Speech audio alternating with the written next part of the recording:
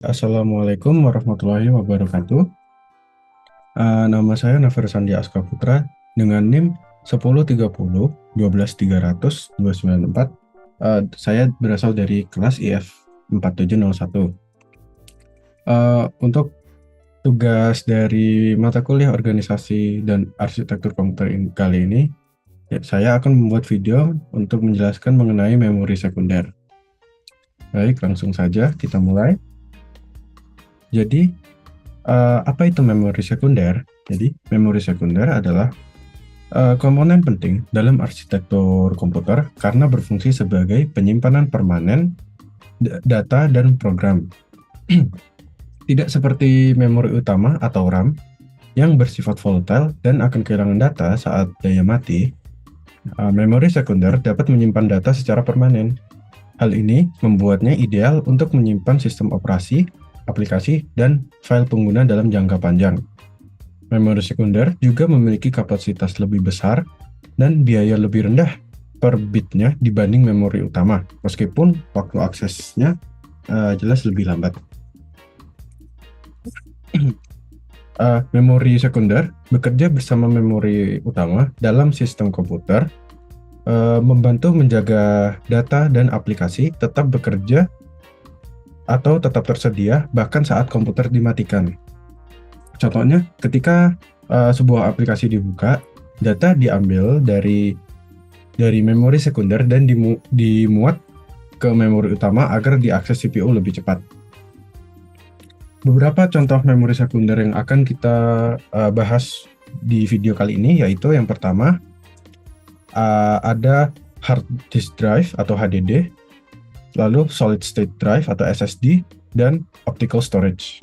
Untuk yang pertama, kita akan membahas, kita melihat ini dulu hierarki memori. Jadi untuk pertemuan kemarin kita sudah membahas register L1, L2 cache, main memory RAM, dan main memory RAM, di mana mereka itu bukan termasuk memori sekunder, yaitu termasuk memori utama.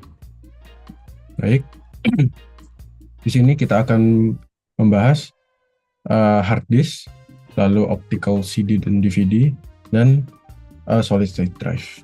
Baik, yang pertama ada memori sekunder atau hard disk. Contoh dari hard disk ada seperti di PPT ini. Hard disk drive atau HDD adalah jenis memori sekunder yang menggunakan cakram logam berlapis magnet sebagai media penyimpanannya. Cakram ini berputar dengan kecepatan tinggi dan data dibaca atau ditulis oleh sebuah head yang bergerak di atas permukaan cakram. Head berfungsi mengatur arah magnet pada cakram, menciptakan jejak data yang dapat diakses kembali berikutnya nanti. Beberapa teknologi kunci dalam HDD meliputi yang pertama Perpendicular Magnetic Recording atau PMR, di mana metode penyimpanan data yang meningkatkan kapasitas dengan menulis data dalam posisi tegak lurus terhadap cakram. Lalu ada Singlet Magnetic Recording atau SMR, menyusun data seperti genting agar lebih efisien dalam pemanfaatan ruang. Lalu ada Heat Assisted Magnetic Recording atau HAMR, di mana menggunakan panas untuk meningkatkan kepadatan penyimpanan sehingga kapasitas bisa lebih besar. HDD ini memiliki kelebihan kapasitas besar dan harga yang lebih murah per gigabyte dibanding SSD, tetapi kecepatannya lebih rendah daripada SSD. HDD sering digunakan di server atau komputer yang memerlukan kapasitas besar dan memiliki batasan anggaran. Namun teknologi seperti SMR dan PMR telah membantu meningkatkan kapasitas tanpa menaikkan biaya terlalu banyak. Jadi, magnetic disk berbentuk piringan yang bisa terbuat dari aluminium alloy, atau gelas yang dilapisi bahan yang dapat dibuat oleh magnet. Kelebihan dari bahan gelas dibanding yang lainnya yaitu lapisan magnet yang lebih uniform atau reliability-nya yang naik, mengurangi read-write error, mendukung lower fly heights, lebih kaku, lebih tahan terhadap goncangan dan kerusakan. Mekanisme read-write-nya ada seperti ini. Lalu ini ada gambarannya. Kemudian untuk pengorganisasian datanya, Satu sisi lingkaran terdiri dari ribuan jalur melingkar yang disebut track, di mana satu track dengan track lainnya dipisahkan oleh intertrack gap. Fungsi gap untuk mencegah satu, interferensi medan magnet, kedua, error akibat salah penempatan head. Lalu satu track terdiri dari ratusan sektor yang dipisahkan dengan gap. Kemudian layout disknya ada CAV atau Constant Angular Velocity atau MZR atau Multiple Zone Recording. Nah, contoh gambaran dari layoutnya seperti ini. Kemudian kelebihan dan kekurangan dari CAV yaitu setiap blok data dapat diakses berdasarkan track dan sektor. Lalu pencarian data yang lebih cepat. Kemudian kekurangannya data di sektor bagian luar kurang padat. Kapasitas dibatasi oleh kemampuan sektor bagian dalam penyimpanan data. Kemudian untuk MZR, jumlah sektor tiap tracknya berbeda, makin ke dalam makin sedikit, jumlah bit tiap sektornya sama, luas tiap sektor sama, putaran di tetap, lalu kelebihannya kapasitasnya yang lebih besar, dan kekurangannya perlu circuitry lebih kompleks. Kemudian ada karakteristik magnetic disk-nya, yaitu yang pertama gerakan head-nya bisa tetap atau fix, yaitu satu track satu head, atau bergerak satu permukaan satu head. Lalu disk portability-nya non-removable disk terpasang permanen di dalam disk drive, misal hard disk. Lalu removable disk dapat dilepas dari disk drive dan diganti dengan disk lain, contohnya floppy disk. Lalu dari jumlah permukaan ada yang single-sided atau double-sided, kemudian jumlah platternya ada yang single atau multiple. Kemudian mekanisme head-nya ada kontak fisik, di mana head kontak langsung dengan lapisan magnetik, misal floppy disk. Berjarak tetap antara head dan lapisan magnetik terdapat jarak yang tetap atau tidak menempel.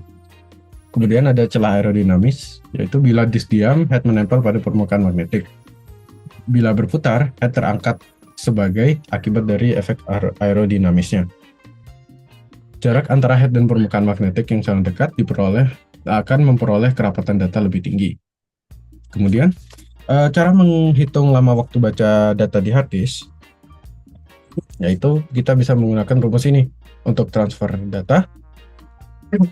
T sama dengan B per Rn, di mana B adalah jumlah byte yang ditransfer, lalu R adalah kecepatan rotasi, lalu N adalah jumlah byte pada track.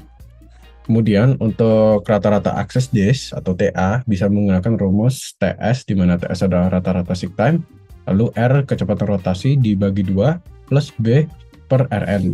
Seperti tadi. Ini ada contohnya. Oke. Ini sudah kita bahas tadi ini.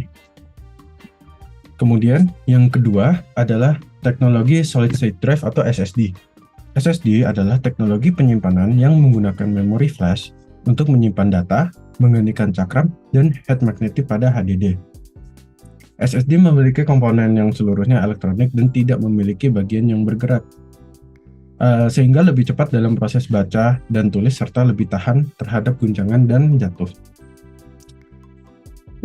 Beberapa jenis SSD meliputi, yang pertama ada NAND flash memory, yaitu menggunakan gate logika yang menyimpan data dalam sel memori.